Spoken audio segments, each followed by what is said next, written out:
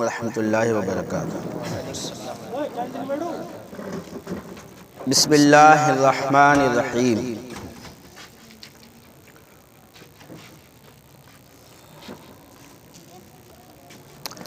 عن ابن عباس مر النبی صلی اللہ تعالی علیہ وسلم بقبرین فقال انہما یعذبان وما یعذبان فی کبیر اما احدہما فکان لا یستتر من البول الی آخر الحدیث۔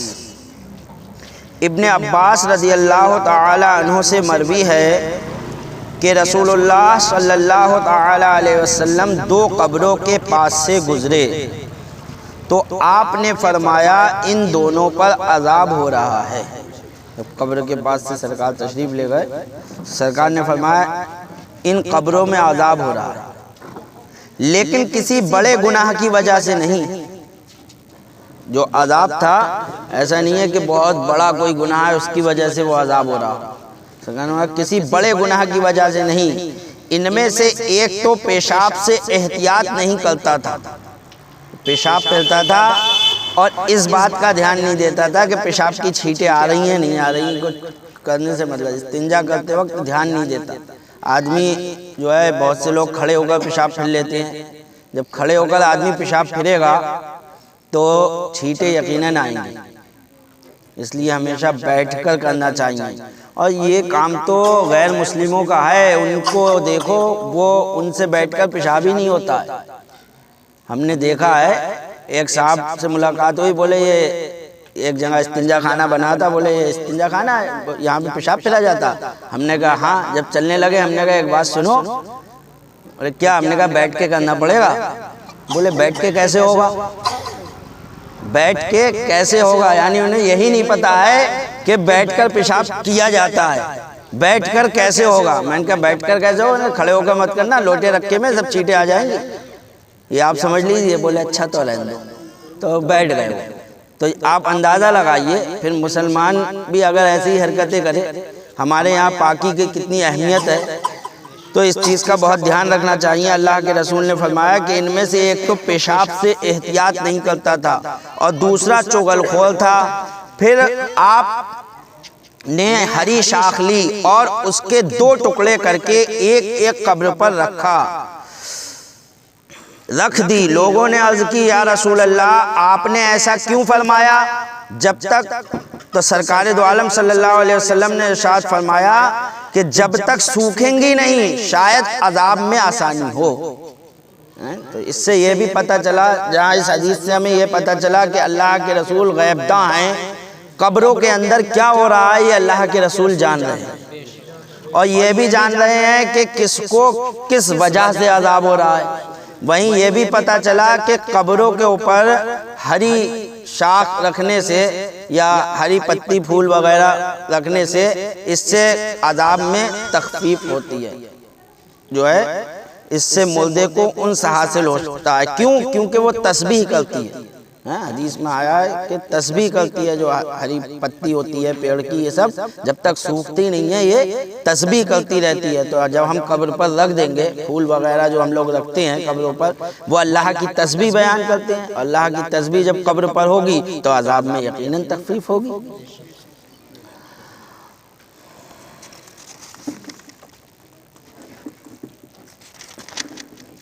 عن ابی ہریرہ قال وکلنی رسول اللہ صلی اللہ تعالی علیہ وسلم بحفظ زکاة رمضان فاتانی آت فجعل یحسو من الطعام فاخذته وقلت لأرفعنک الى رسول اللہ صلی اللہ تعالی علیہ وسلم الى آخر الحدیث۔ حضرت ابو ہریرہ رضی اللہ تعالی عنہ فرماتے ہیں کہ مجھ کو رسول اللہ صلی اللہ تعالی علیہ وسلم نے رمضان کے فطرے کی حفاظت پر مقرر فرمایا۔ یعنی پہلے ایسا ہوتا تھا، اب بادشاہ اسلام یہاں نہیں ہے، اس وجہ سے نہیں ہے کہ فطرہ سب ایک جگہ اکٹھا کر لیا جاتا تھا، جو بھی دیتا تھا تو ایک آدمی جا کر سارا فطرہ ایک جگہ اکٹھا ہو جاتا تھا، گیہوں جتنے بھی آئے، گیہوں آئے یا جو بھی آئے، اور پھر جو ہے اس کو غریبوں میں تقسیم کر دیا جاتا تھا۔ تو وہ فطرے چاہے وہ گیہوں ہو یا اناج جو چیز بھی ہو اور جو ہو کچھ بھی ہو سکتی ہے الگ الگ جس نے جیسا دیا ہوگا وہ موجود تھے، تو اس کی حفاظت کے لیے حضرت ابو ہریرہ رضی اللہ تعالیٰ عنہ کو مقرر فرمایا کہ آپ اس کی حفاظت کریں، چور جو ہے یہاں سے لے کر نہ جائے کچھ۔ حفاظت پر مقرر فرمایا تو ایک شخص آیا اور غلے کے لب بھرنے لگا۔ تو کہہ رہے ہیں کہ جب میں حفاظت کر رہا تھا تو ایک شخص آنے والا آیا اور وہ لب بھر کے لے جانے لگا۔ میں نے اس کو پکڑ لیا اور کہا کہ میں تجھے رسول اللہ صلی اللہ تعالیٰ علیہ وسلم کے پاس لے چلوں گا۔ وہ بولا میں محتاج ہوں، میرے بال بچے ہیں اور مجھ کو سخت حاجت ہے۔ فرماتے ہیں میں نے اس کو چھوڑ دیا۔ جب اس نے یہ کہا تو میں نے کہا غریبوں کا مال ہے، چلو یہ غریب ہے لے جا رہا ہے لے جانے دو، میں نے اسے چھوڑ دیا۔ جب صبح ہوئی تو رسول اللہ صلی اللہ تعالیٰ علیہ وسلم نے مجھ سے فرمایا اے ابو ہریرہ تمہارے قیدی کا کیا ہوا؟ سرکار نے خود ہی، حضرت ابو ہریرہ نے تو کچھ نہیں بتایا تھا، لیکن سرکار فرما رہے ہیں اے ابو ہریرہ تمہارے قیدی کا کیا ہوا؟ وہ تم سے، میں نے عرض کی یا رسول اللہ صلی اللہ تعالیٰ علیہ وسلم اس نے سخت محتاجی اور بال بچوں کا عذر کیا، مجھے اس پر رحم آ گیا، اسے رہا کر دیا۔ حضور نے ارشاد فرمایا کہ آگاہ رہو وہ تم سے جھوٹ بول گیا ہے، وہ جھوٹ بول کر گیا اور وہ پھر آئے گا۔ ساتھ میں یہ بھی کہا کہ وہ جھوٹ بول کر گیا ہے اور آج رات وہ پھر لوٹے گا، وہ پھر آئے گا۔ مجھ کو رسول اللہ صلی اللہ علیہ وسلم کے اس فرمانے سے کہ وہ پھر آئے گا یقین ہو گیا کہ وہ ضرور آئے گا۔ یہ صحابی رسول کا عقیدہ تھا کہ اللہ کے رسول غیب جانتے ہیں، جب سرکار کہہ رہے ہیں آئے گا تو آئے گا ہی آئے گا۔ میں گھات میں رہا، وہ آیا اور غلے کے لب بھرنے لگا، میں نے اس کو پکڑ لیا اور کہا کہ اب تو تجھ کو حضور کی خدمت میں ضرور لے چلوں گا۔ وہ بولا مجھ کو چھوڑ دیجئے، میں محتاج ہوں اور مجھ پر بال بچوں کا بہت بوجھ ہے، اب نہ آؤں گا۔ مجھے رحم آ گیا، جب اس نے کہا اب نہیں آؤں گا چھوڑ دو تو مجھے رحم آ گیا، اسے رہا کر دیا۔ جب صبح ہوئی تو مجھ سے رسول اللہ صلی اللہ تعالیٰ علیہ وسلم نے ارشاد فرمایا اے ابو ہریرہ تمہارے قیدی کا کیا ہوا؟ میں نے عرض کی یا رسول اللہ صلی اللہ تعالیٰ علیہ وسلم اس نے سخت محتاجی اور بال بچوں کا عذر کیا، مجھ کو رحم آ گیا، میں نے اس کو رہا کر دیا۔ فرمایا کہ آگاہ رہو وہ تم سے جھوٹ بول گیا اور وہ پھر آئے گا، اب بھی جھوٹ بول کر گیا ہے اور وہ پھر آئے گا۔ مجھے رسول اللہ صلی اللہ تعالیٰ علیہ وسلم کے اس فرمانے سے کہ وہ پھر آئے گا یقین ہو گیا کہ وہ ضرور آئے گا۔ میں گھات میں رہا اور وہ آیا اور وہ غلے کا لب بھرنے لگا، میں نے اس کو پکڑ لیا تو کہا اب تجھے رسول اللہ صلی اللہ علیہ وسلم کی خدمت میں ضرور لے جاؤں گا، یہ آخری تیسری بار ہے، تو کہہ جاتا ہے کہ نہ آؤں گا اور پھر آ جاتا ہے۔ وہ کہنے لگا مجھ کو چھوڑ دیجئے، میں آپ کو کچھ ایسے کلمات سکھائے دیتا ہوں کہ اللہ ان کی برکت سے آپ کو نفع کرے گا۔ اب یہ نہیں کہا کہ اب کی جو ہے بال بچے میں پریشان کرنا، میں آپ کو کچھ ایسے کلمات بتاؤں گا کہ جس کو آپ پڑھیں گے تو اللہ آپ کو نفع دے گا۔ جب آپ بستر پر جائیں تو وہ کلمات کیا ہیں بتانے لگا، کہا جب بستر پر جائیں یعنی جب سونے کے لیے بستر پر پہنچے تو آیت الکرسی پڑھ لیا کریں، سونے کو جائیں تو آیت الکرسی پڑھ لیا کریں، تو آپ پر اللہ تعالیٰ کی طرف سے ایک محافظ نگہبان رہے گا۔